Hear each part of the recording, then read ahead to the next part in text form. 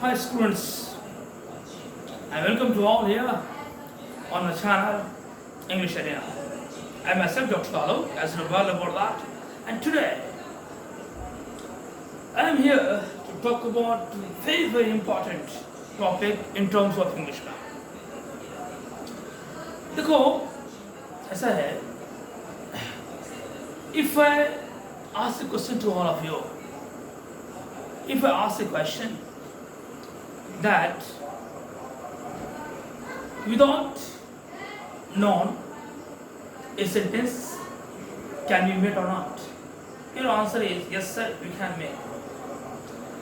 My second question is that without pronoun, if you can make a sentence or not, can you make a sentence or not?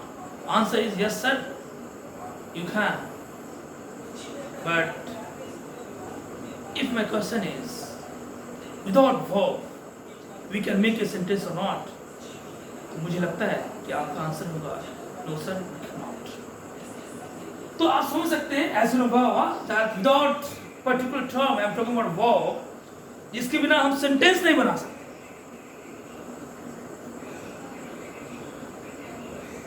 और क्या importance उसकी हो सकती है? What is the importance of that in the way of English grammar or English grammar rules? So here I am here before you all guys, before you all my dear followers, before you all my dear boys and girls, to talk about this topic, verb. In other words, you can say action. देखो verb को हम action भी कहते हैं. देखो मैं अभी action कर रहा हूँ, आप भी action कर रहे हो. मैं पढ़ा रहा हूँ और आप क्या कर रहे हैं? पढ़ रहे हैं. तो पढ़ाना और पढ़ना दोनों क्या है? verb है, action है. तो in other words आप वर्ब को एक्शन का भी नाम दे सकते हैं और एक्शन के नाम से आप जान सकते हैं.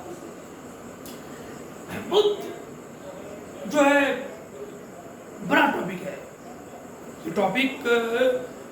बहुत लास्ट वीडियो में हमने सब्जेक्ट पर एग्रीमेंट पर डिस्कस करा था, जहाँ पे वर्ब का यूज क्या करेंगे सब्जेक्ट के साथ, ये सब सारी बातें करनी थी. लेकिन देखो यहाँ पे मैं डिस्कस करने जा रहा हूँ वर्ब के डिटेल के बारे में, classification of verbs. Verb means action, और ये वर्ब दो प्रकार का होता है, एक मेन वर्ब और दूसरा हेल्पिंग वर्ब. मेन वर्ब का मतलब क्या है? मेन वर्ब जिसके अंत में ना लगा रहेगा. हिंदी मीनिंग होगा ना लगा रहेगा, एक्शन होना चाहिए. खाना पीना, उठना बैठना, सोना जागना, प्यार करना, देखो सब में ना लगा हुआ है. ये सारे वर्ब हैं, मेन वर्ब हैं. तो मेन वर्ब की पहचानने का तरीका है कि इसके अंत में ना लगा रहेगा. Okay. Second one is helping verb. जो मेन नहीं है वो हेल्पिंग है. आप is, am, are, has, have, do, does वगैरह यूज करते हैं. सिर्फ यहां तक हम सीमित नहीं रहेंगे, इसको थोड़ा और एक्सटेंड करने जा रहे हैं. और मेन वर्ब से भी दो चीज हमने निकाला है, एक टीवी और दूसरा इन टीवी. टीवी बोले तो ट्रांजिटिव वर्ब और इन टीवी बोले तो इंट्रांजिटिव वर्ब. तो टीवी का मतलब है ट्रांजिटिव वर्ब और इन टीवी का मतलब क्या है? Intransitive verb. अब दोनों में बेसिक अंतर क्या है? चलिए हम अंतर को समझते हैं कि ट्रांजिटिव वर्ब में और इंट्रांजिटिव में अंतर क्या है. देखो इंट्रांजिटिव वर्ब में ऑब्जेक्ट का प्लेसमेंट नहीं होता. ट्रांजिटिव वर्ब ऑब्जेक्ट लेता है. जैसे एग्जांपल, बहुत ही बेसिक एग्जांपल, छोटा एग्जांपल दे रहा हूं. एग्जांपल है आई प्ले चेस. तो यहाँ पे प्ले टीवी है क्योंकि यहाँ पे चेस ले रहा है ऑब्जेक्ट. लेकिन इंट्रांजिटिव में हम लिखते हैं आई प्ले. यहाँ पे कोई ऑब्जेक्ट नहीं है. यहाँ पे देखो प्ले तो है मेन वर्ब, दोनों सेंटेंस में मेन वर्ब है, लेकिन एक जगह ट्रांजिटिव में है और एक जगह इंट्रांजिटिव है. मतलब एक जगह टीवी और एक दूसरी जगह इन टीवी है. तो अंतर दोनों में बेसिक दिख रहा है कि यहाँ पे जो चेस है ऑब्जेक्ट, ऑब्जेक्ट आया है तो प्ले को हम टीवी के अंदर रखेंगे, और यहाँ पे ऑब्जेक्ट नहीं है तो यहाँ पे इन टीवी. चलिए इधर आते हैं हेल्पिंग वर्ब की तरफ. हेल्पिंग वर्ब को भी हमने दो भागों में बांटा है, एक प्राइमरी और दूसरा मॉडल्स. नाम तो सुना होगा आपने. प्राइमरी का मतलब क्या है? तो वो एक फैमिली का रूप हो सकता है. वर्ब का मतलब एक्शन, ही बिल्कुल वैसा ही है जैसे हमारे और आपके घर में एक सर्वेंट होता है, एक्शन काम करता है, सर्वेंट काम करता है। मेन गार्जियन पेरेंट्स आपके मेन वर्ब, और हेल्पिंग में फैमिली मेंबर्स हम और आप, राइट। तो हम आप हेल्पिंग मेंबर हैं, लेकिन कभी कभी मेन भी हो सकते हैं। शादी ब्याह का समय होता है, आप देखते हैं एक ही डेट के अंदर 4-4 जगह से ग्रीटिंग्स आ जाता है, जरा से भी जगह। आप यदि किसी दूसरे के ब्याह में नहीं जाएंगे तो आपके ब्याह में क्यों नहीं आए। तो कहने का मतलब है कि आप हेल्पिंग हैं, और एक ही डेट में 4 जगह से ग्रीटिंग्स आया है, 2 जगह आपके पेरेंट्स जा रहे हैं और 2 जगह आपको भेज दिया जा रहा है कि बेटा तुम चले जाओ। तो आप घर के हैं हेल्पिंग, लेकिन वहां जाके क्या बन जा रहे हैं, वहां जाके आप बन जा रहे हैं मेन। तो मेन आप कब बने, सब हेल्पिंग हेल्पिंग है, आप मेन कब बने, जब मेन नहीं है। मतलब साफ है कि हेल्पिंग वर्ब में भी कुछ ऐसे वर्ब हैं जो प्राइमरी का काम कर सकता है, लेकिन कब करेगा, सब मेन नहीं रहेगा। चलिए हम इसको डिस्कस करते हैं। इसके बात करते हैं प्राइमरी के अंदर 3 चीजें हम रखेंगे। एक है वर्ब टू बी, बोर्ड थोड़ा छोटा है इसलिए छोटा लिखना पड़ रहा है। Verb to be, verb to be के अंदर क्या आता है, वर्ब टू बी के अंदर आता है is, am, are. Verb to be के अंदर क्या आ रहा है, इज, एम, आर, राइट। फिर उसके बाद दूसरा है वर्ब टू डू, यहां था प्राइमरी।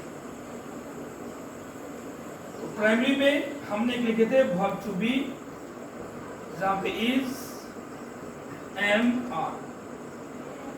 दूसरा है verb to do, verb to do में है डिड और डज। वर्ब टू डू में क्या है, डिड और डज। पहला है वर्ब टू बी और दूसरा क्या है, वर्ब टू डू, जिसमें डिड और डज आ रहा है। और तीसरा है वर्ब टू हैव, जिसमें हैड आएगा और हैज आएगा। ये देखिए, तो वर्ब टू डू और verb to have, verb to do में डिड और डज, वर्ब टू हैव में हैड है, और वर्ब टू बी ऑलरेडी लिख चुके जिसमें इज, एम, आर है। और मैंने एक लिखा था आपको मॉडल्स। तो इंग्लिश में टोटल मॉडल्स 13 होते हैं, जिसमें हम बोलते हैं can, could, may, might, shall, should, will, would, used to, ought to, need, dare, must. Total जो है 13 मॉडल्स होते हैं, 13। Can, could, will, would, may, might, shall, should, used to, ought to, need, dare, must। इस पर चर्चा हम करेंगे, और एक टॉपिक ही है वो डिटेल करेंगे। And this topic is very important in terms of spoken English specially. लेकिन चलिए यहाँ पे बस इतना समझिए, मॉडल 13 है, और ध्यान रखना है कि मॉडल्स के बाद जब कभी मेन वर्ब आएगा तो भी वर्ब में आएगा। तो यहाँ पे प्राइमरी में देखो हमने क्या कहा कि हेल्पिंग वर्ब से ही निकला हुआ 2 चीजें हैं, एक प्राइमरी दूसरा मॉडल्स। तो प्राइमरी है हेल्पिंग, लेकिन मेन का भी काम कर सकता है। एग्जाम्पल के जरिए मैं बताना चाहूंगा, 2 एग्जाम्पल यहां मैं दे रहा हूं। आई हैव टेकन टी, तो वो यहां पे हैव यूज है, और दूसरा है आई हैव ए पेन। 2 चीजें यहाँ पे है, एक जगह है आई हैव टेकन टी और दूसरा है आई हैव ए पेन। अब यहाँ पे I have taken tea, I have a pen, दोनों जगह हैव आया है। आप देखो, एक जगह हैव जो है हेल्पिंग का प्लेसमेंट ले रहा है, और एक जगह हैव जो है मेन का प्लेसमेंट ले रहा है। कहाँ हेल्पिंग है, देखो आप और हम घर के हेल्पिंग मेंबर हैं। हेल्पिंग कब रहेंगे, जहां पे मेन अवेलेबल है वहां पे हम आप हेल्पिंग रहेंगे। यहाँ पे टेकन मेन है, टेक मैंने लेना, अंत में ना है, टेक टू टेकन। तो यहाँ पे मेन है, हैव यहाँ पे क्या है, हैव यहाँ पर हेल्पिंग वर्ब का काम कर रहा है। लेकिन आई हैव ए पेन यहाँ पे देखो कोई मेन है नहीं है, तो यहाँ पे हैव क्या हो जाएगा, यहाँ पे हैव प्राइमरी के अंदर आएगा, और यहाँ पे हम इसको मेन वर्ब के रूप में लिख सकते हैं। तो ऐसे बहुत सारे एग्जाम्पल बन सकता है, हैज पे भी बन जाए, इज पे भी बन जाए। एग्जाम्पल बनाइए आप लोग को, राइट। और मॉडल्स 13 हैं, टोटल 13 मॉडल्स होते हैं। और इसमें ध्यान रखना है कि इसके बाद जो वर्ब आएगा वो V1 में आएगा, ठीक है। जैसे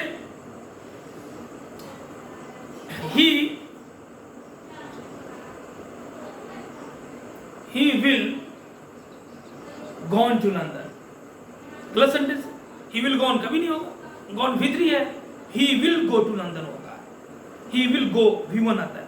तो मैं तो छोटा एग्जांपल दे रहा हूँ, एग्जांपल कॉम्पिटिटिव एग्जाम में बहुत बढ़िया बढ़िया क्वेश्चन आता है सब रोज पे। तो एक क्लासिफिकेशन में बताने की कोशिश कर रहा था और मैं प्रयास करता हूँ कि लॉजिक कंसेप्ट थोड़ा बढ़िया हो जाए। और लॉजिकली मैं बहुत स्ट्रांग हूँ, मैं चाहता हूँ आप लोग भी स्ट्रांग होइए और इसको पढ़िए। क्या दिक्कत हो रही है मुझे बताइए और फिर उस पर भी हम काम करेंगे, उसको हम सॉर्ट आउट करने की कोशिश करेंगे। तो इस वीडियो में इतना ही। Thank you very much. Even then do take good care of yourself, will back again. तब तक अपना ध्यान रखिए, हम वापस फिर आएंगे एक अच्छे वीडियो के साथ, नए वीडियो के साथ। लेकिन आप मेरा वीडियो लाइक करना नहीं भूलिए, शेयर करना ना भूलिए और इसको हमारे यूट्यूब चैनल जो इंग्लिश एरिना के नाम से है, इंग्लिश एरिना विद डॉक्टर आलोक, उसको सब्सक्राइब करना ना भूलिए। तो thank you very much, have a wonderful time for all of you. Thank you very much.